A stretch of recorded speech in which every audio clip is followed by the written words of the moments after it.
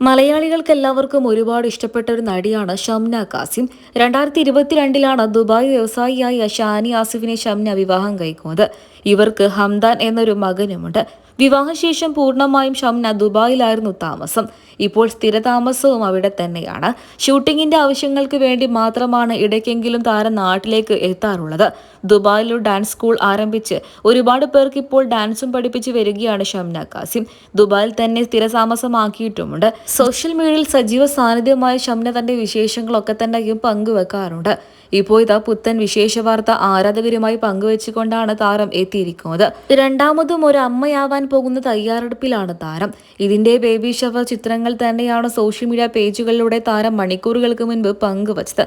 തൊട്ടു പിന്നാലെ നിരവധി പേരാണ് ആശംസകൾ അറിയിച്ചും എത്തിയത്. മാത്രമല്ല, ഷംനയുടെ ബേബി ഷവർ ഇന്നലെ കഴിഞ്ഞിരിക്കുകയാണ്. ഈ ഒരു സന്തോഷം നിറഞ്ഞ നിമിഷത്തിലൂടെ കടന്നുപോകുന്ന ചിത്രങ്ങളും താരം പങ്കുവച്ചിട്ടുണ്ട്. തന്റെ ഭർത്താവ് തന്നെ ആദ്യമായി പ്രപ്പോസ് ചെയ്ത സമയത്ത് ഒരു ഗൗൺ സമ്മാനമായി നൽകിയിരുന്നു. അത് അലമാരിൽ ഭദ്രമായി തന്നെ താരം സൂക്ഷിച്ചു വെച്ചിട്ടുണ്ടായിരുന്നു.